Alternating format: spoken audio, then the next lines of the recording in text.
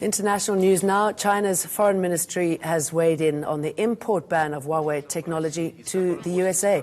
America's blacklisted a number of tech companies it says pose security risks. Beijing's accusing the US of industrial sabotage and says it will take necessary measures to protect its business. The latest setback comes after the two increased tariffs on each other's goods. Any further trade negotiations now seem in doubt.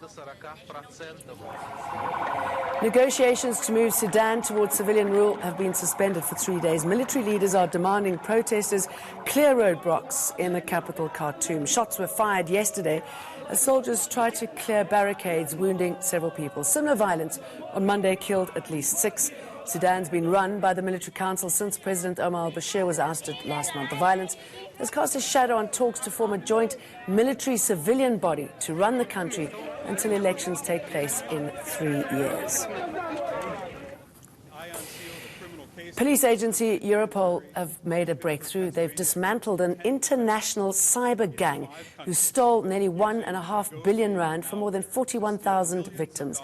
The gang used malware that accessed banking accounts and laundered money through accounts of its members in the US and elsewhere. Authorities in 6 countries started investigations in 2016. 10 people have been charged. Found that Ghazni was a highly structured.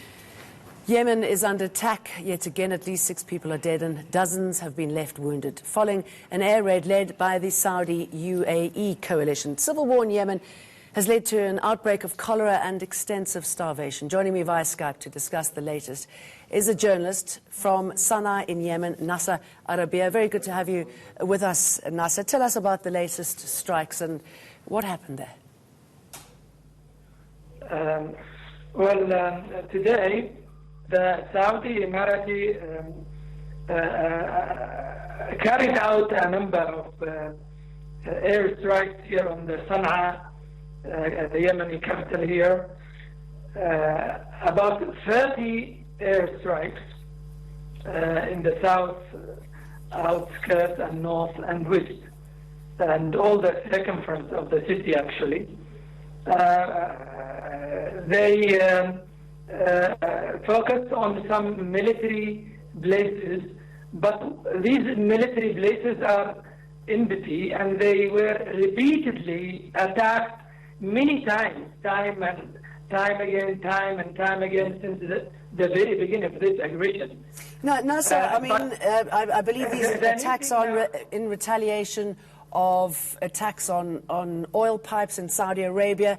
Iran, because we know that Yemen is a proxy war between Iran and Saudi Arabia, more so from Saudi Arabia's point of view. Iran is claiming that this was a setup.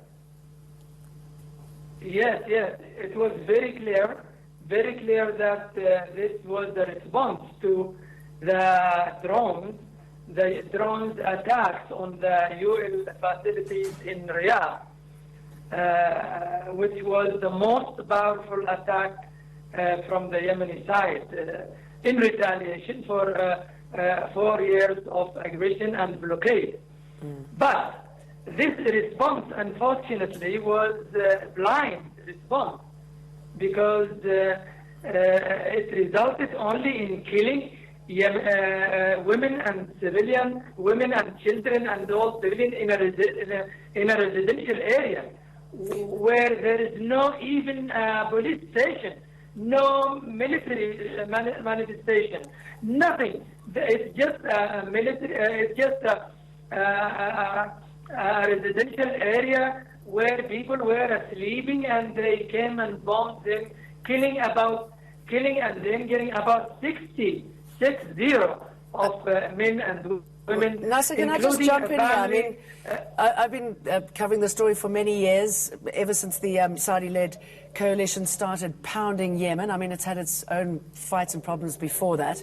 There really is, and I'm trying to bring the picture home because it seems so far for us here in South Africa, why this is so important, because it really is a sort of battle between Iran and Saudi Arabia, and people are saying that possibly we're going to see open confrontation, and then at the same time the country is suffering one of the worst humanitarian crises in the world. Well, I think talking about Iran in this issue is sort of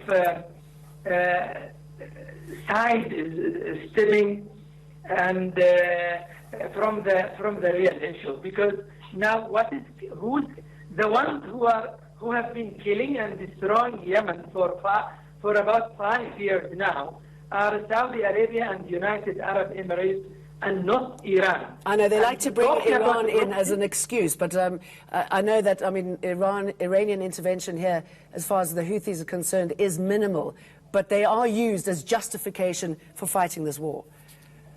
Yes, I would agree with you that Iran is gaining, Iran is benefiting, Iran is gaining a lot of influence now. Yes, because of this war in Yemen. Yes, that's right. But the problem now is that Yemenis are being starved. Saudi Arabia and United Arab Emirates made the worst humanitarian crisis in the world, which means that about 11 million now are facing famine. And when I say famine, I don't mean there is drought in Yemen. No, it is Saudi-made starvation. It is Saudi-made starvation, which means starvation is used as a weapon of war. So the problem now is that Yemenis try to retaliate. Yemenis try to defend themselves by attacking the oil facilities in Riyadh this week. And this is why they came today to kill randomly the people in Sana'a. I think this is also an additional failure of Saudi Emirati coalition, because what they did today here in Sana'a is just killing women and children at home. Although there are about 45 front lines, about 45 battlefields. They could have gone to one of these battlefields and carry out whatever they want. Yeah, but it's just not as effective, is it, as attacking innocent people? Nasser Arabia, let's leave it there. And, you know, I mean, another horrific element to this is that the Britain, US and France send weapons and intelligence over to Saudi Arabia to be used in Yemen. Up next, sex education for minors. What should schools be teaching our children about sex?